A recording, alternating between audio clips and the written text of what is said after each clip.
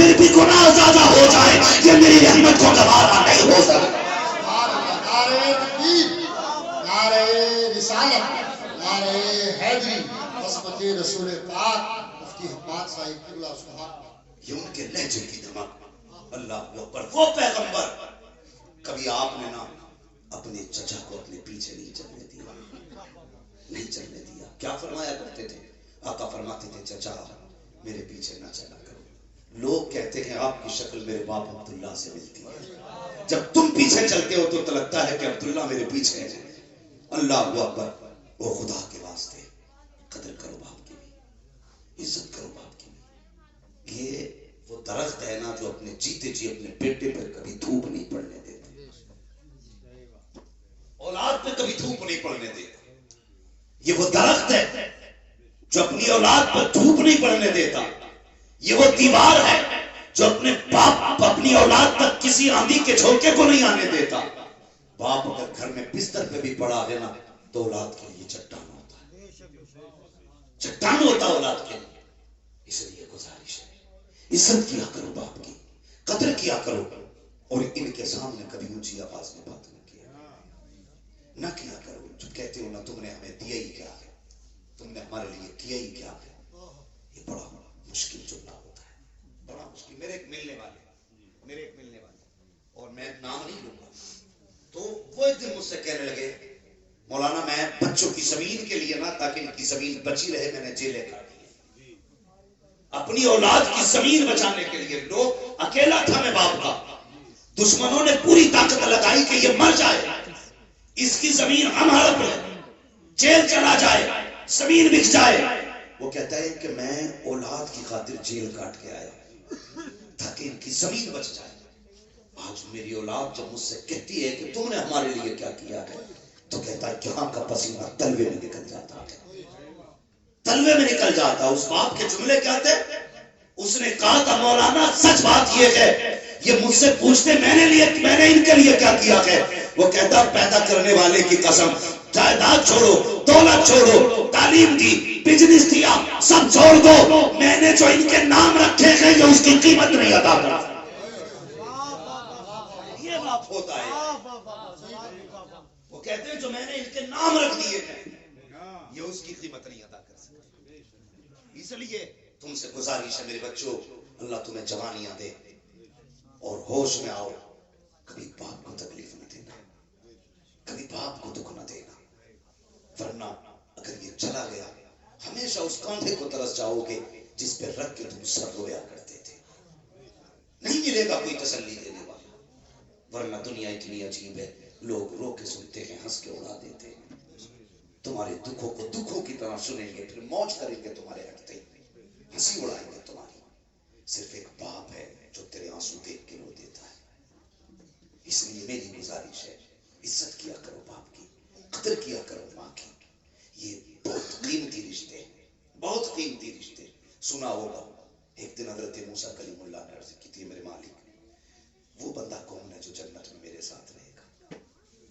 اللہ نے فرمایا محبوب موسیٰ دیکھنا چاہتے ہو؟ کہا جی.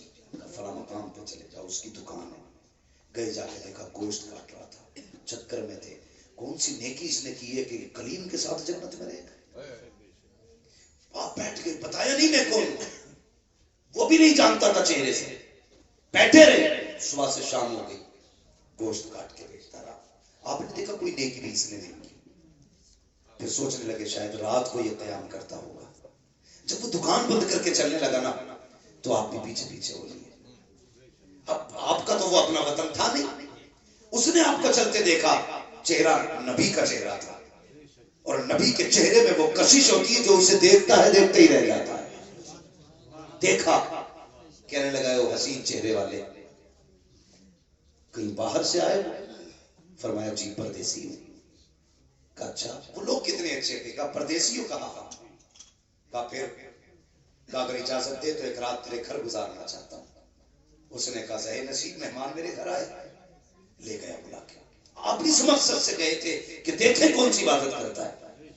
فرماتے میں دیکھتا رہا. گھر میں گیا، اس نے جا کے سب سے پہلے کھانا پکایا، تیار ہو گیا کھانا. آکے کہتا ہے مہمان معاف کرنا، اگر تجھے اکیلے کھانا ہے تو ابھی کھا لے، اور میرے ساتھ کھانا ہے تو انتظار کرنا پڑے گا. تو حضرت موسیٰ سوچنے لگے کہ ہونا وہ اسی بیچ میں پینے کی کرتا ہے. فرماتے ہیں اس نے کھانا بنایا, تیار کیا کھانا, تو اس نے پھر اس کی بوڑھی ماں جو بہت کمزور ہو چکی تھی, کتابوں میں یہاں تک لکھا ہے کہ پٹریا میں ٹنگی ہوئی تھی, وہ پٹریا اتاری, اتارنے کے بعد اسے رکھا, اس کا منہ دھلا, کھانا آگے رکھا, اپنے منہ سے چباتا اور اس کے منہ میں لقمے دیتا. اللہ کے کریم دیکھ رہے ہیں سارا منظر دیکھ رہے ہیں. جب وہ کھا چکی, اس نے کہا بیٹے میں کھا چکی, اب تو کھا لے. اس نے کہا, پھر وہ عورت نے جب کھانے کے بعد ہاتھ اٹھائے, وہ کچھ کہہ رہی تھی, وہ بیٹا ہنس رہا تھا. حضرت موسیٰ کہنے لگے کیا کہا تیری ماں نے؟ اس نے کہا چھوڑیے جناب, یہ تو ایسی باتیں کرتی ہے. کہا کیا کہا؟ کہنے لگے جب یہ دعا کے لیے ہاتھ اٹھاتی ہے تو وہ مانگتی ہے کہ جو سمجھ میں نہیں آتا مل جائے گا. کہا کیا؟ کہ جب بھی ہاتھ اٹھاتی کہتی ہے اللہ میرا بیٹا خدمت کرتا ہے, اس کے بدلے میں بس اتنا چاہتی ہوں کہ زندگی میں مجھے موسیٰ کا چہرہ دکھا دے اور میرے بیٹے کو جنت میں موسیٰ کا ساتھ عطا فرما. وہ ہنس کے کہتا دیکھیے جناب, یہ میری ماں ایسی دعا کرتی ہے کہ یہ ہو سکتا ہے؟ کہاں کلیم, کہاں میں, اور یہ میری ماں کا تو حال دیکھو, بیٹے سے کتنا پیار کرتی ہے, جنت میں کلیم کا ساتھ مانگ رہی ہے. اتنا سننا تھا, اللہ کے نبی کی تبسم آیا چہرے پہ, مسکرا کے اٹھے, کہنے لگے پریشان کیوں ہوتا ہے, لے آج تیرے رب نے تیری ماں کی دعا قبول کر ڈالی ہے. کہا کہنا کیا چاہتے ہو؟ کہا جو تیرے سامنے بیٹھا ہے یہ کوئی اور نہیں ہے بلکہ اللہ کا کلیم موسیٰ آیا ہے. کہہ دے اس سے تو بھی دیدار کر لے, یہ بھی دیدار کر لے, اور رہ گئی جنت میں جانے کی بات, تو رب نے بتا دیا ہے جنت میں میرے ساتھ کوئی اور نہیں رکھے گا بلکہ تو ہی رہے. اللہ اکبر. یہ ماں ہوتی ہے جو غیر ممکن کو ممکن بنا دیتی ہے. ہاں, غیر ممکن کو ممکن بنا دیتی ہے. کہا تھا یہ کہتی ہے ہو جائے گا ایسا, فرمایا ہو چکا ہے. اللہ اکبر. یہ ماں ہے, مگر مسئلہ یہ الگ ہے. ہم وہاں جا رہے ہیں تعویذ کرانے, جس کے ہاتھ میں 10 انگوٹھی ہیں, بال کمر تک ہیں, ٹھیک ہے, اور منہ سے یہاں تک آ رہی ہیں, دل میں نماز پڑھتا ہے, ظاہر میں کھانا کھا رہا ہے, یہاں بیٹھے بیٹھے حرم کے کتے مار رہا ہے. اس کے پاس جا رہے ہیں, اس کے پاس جا رہے ہیں. یہ علماء بیٹھے ہیں, ذمہ داری کے ساتھ کہہ رہا ہوں, ایک طرف اگر 70 ولی بیٹھ جائیں اور تیرے حق میں بد دعا کریں, دوسری طرف تنہا تیری ماں جس کے ناخون میں گوبر, ہاتھ میں مٹی لگی ہو, کپڑے بھی کئی جگہ سے پھٹے ہوں, بڑھاپے کی چھریاں ماتھے پہ ہوں, کوئی شباب کوئی ظاہر خوبصورتی کا نہ ہو, کوئی صفائی ستھرائی بھی نہ ہو. فرمایا گیا 70 ولی بیٹھ کے تیرے حق میں بد دعا کریں, ایک ماں بیٹھ کے تیرے حق میں دعا کرنے لگ جائے, اللہ 70 ولیوں کی ٹال دیتا ہے, ایک ماں کی نہیں ٹالا کرتا.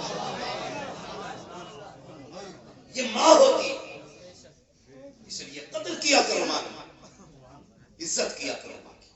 اللہ سے دعاؤں میں مانگا کرو, اللہ میں ماں باپ کا فرما بردار بنا, ورنہ آپ قلم والے ہو, کوٹ والے ہو, جائیداد والے ہو, کچھ بھی ہو, ماں باپ کے نہیں ہو تو کچھ بھی نہیں, کچھ بھی.